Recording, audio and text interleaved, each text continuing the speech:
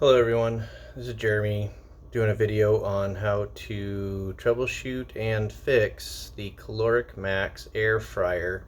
The model number is AF250CD2LR4. I'll show is right here.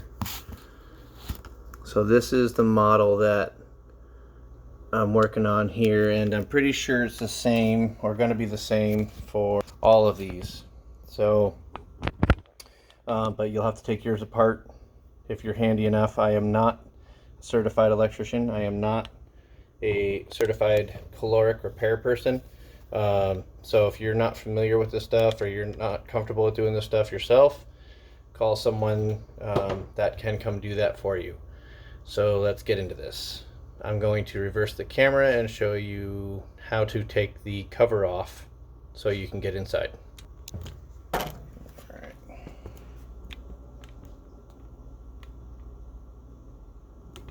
Here you can see the back. I'm going to take all of these outer screws right here, all the way around, all right there, all those outer screws. These ones right here, I'm going to use a drill gun. You can use whatever you're comfortable with. But it's just those outer ones on this outer cover that you're going to do all the way around. And then we're going to get to the bottom. So let me take those out really quick. Alright, and just like that, I've got those screws out. Okay, so now we got to tip the machine onto its front so we can get to the bottom. I'll do that right now to show you where you need to do. Okay, so now we have to take this screw out, this screw out, this screw out, and then there's a little cap inside the center of this that, as you can see just with my fingers, just a little cap that you take out of the center. And if you can see inside there, there's a little screw in there. Okay, and then on the other side, take that little cap out, like that.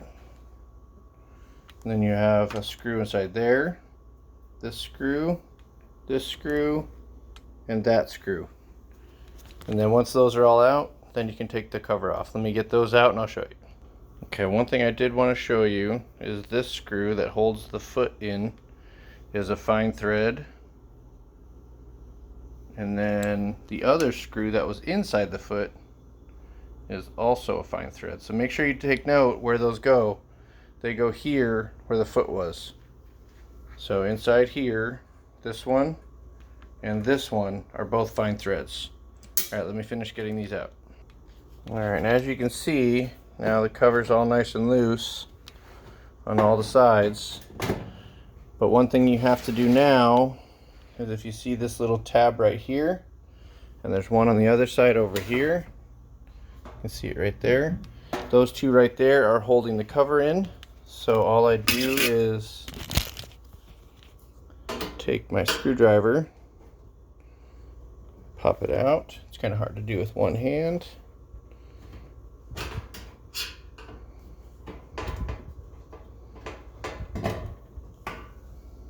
Let me put the phone down here.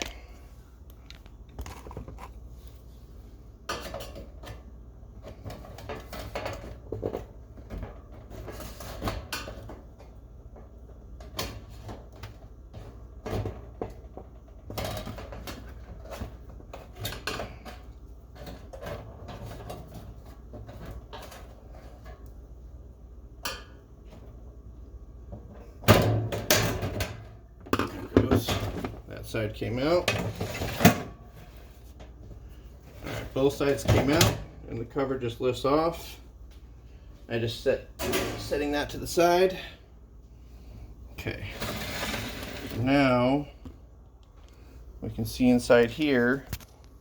I've already been in here because I needed to look and see what was going on with this. But this is normally under here. So when you go to put it back,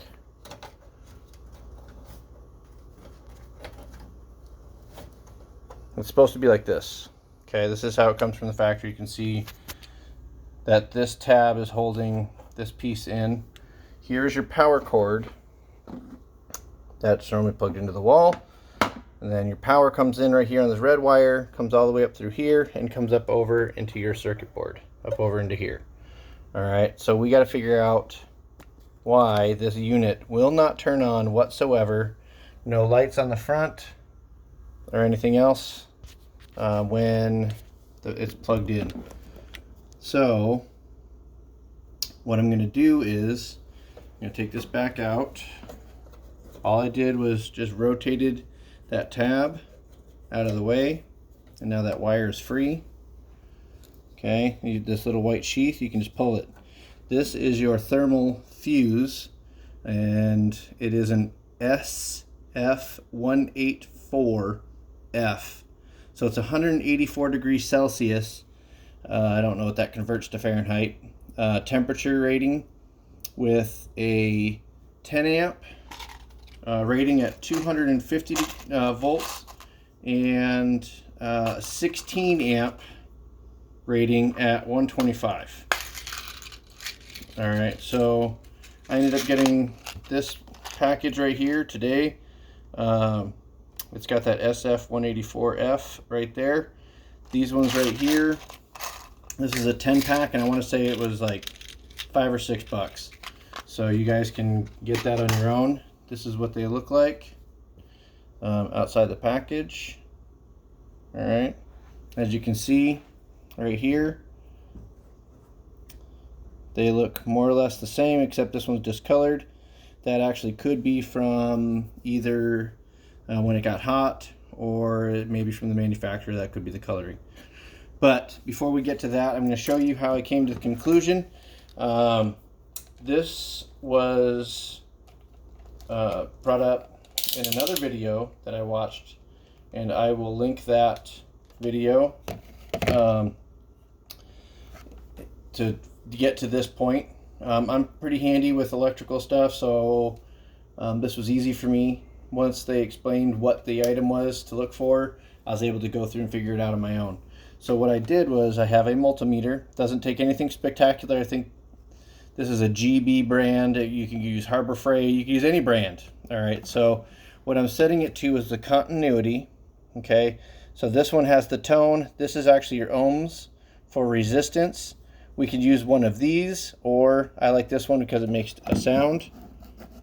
So for example, when I touch the two leads together, it tells you that there's continuity, and if you look at the display, it shows 0. So I like to use that one. So that way, if I'm not looking, then I can see that there's continuity, and at least just really quick, and then I can actually look. So this red wire, sorry, the multimeter wants to keep moving. So this red wire right here is going to be your small prong on your outlet. See, as you can see right here, this is your larger one. This is going to be your neutral side, and then you have your smaller one, which is your actual hot side for alternating current. If you're in another country, your outlet's going to be a little bit different. You'll have to check for continuity, and I'll show you how I was able to figure out which wire it was. I knew by looking at which one I needed because I mess with electrical enough. But if you're in another country and you're not sure, say you're in the UK or someplace that uses those type of outlets, the 220 volt outlets, you're gonna have to figure out which plug it is based on this color wire. So what I did was I took my positive lead and my red lead, and I'm just kind of putting it in that hole just to kind of hold it, because it's easier to hold it like this. And then what I can do is right here, it shows, and if you look at the meter, it shows 0, which means that there's continuity and there's no break in this portion of the wire. So to test this item right here, as you can tell, it's got continuity on the outside, but then when I come to this side of the wire up here, or the thermal fuse right here, as you can tell, there's no continuity all the way through. Okay, and that's even touching the wire. But I come back over here and I have continuity. So that shows that this thermal fuse is bad. So what I'm going to do is I'm going to cut this piece off, and I am going to solder in a new thermal fuse. So stand by, let me get that set up, and we'll go from there. Okay, what I wanted to show you really fast is here's this new thermal fuse, and I'm going to check the continuity on it on both sides. So there's, again, touch the leads, we have continuity. You can hear the beep. So I touch here on this side of the thermal fuse, and I touch this side. Sorry. There you go. So now you have continuity. And I know you can't see the meter right now, but it is reading 0. So let me get the soldering iron set up, and we'll go from there. Alright, so now what I'm going to do is I'm going to put some solder on this lead of the thermal fuse. I don't want to keep the soldering iron for too long. I'm just going to put just a little bit on here just to kind of make sure the solder's on there. Different people are going to do this different ways. This is just the way I'm doing it. So however you do it, as you can see, there's now some solder on there. Whatever works for you, okay? You can even crimp this thermal fuse in place. So now what I'm going to do is I'm going to do the same thing. I'm going to put some solder on these wires on here, so that way they all stick together when I heat them up. Makes it for a lot easier with the soldering later.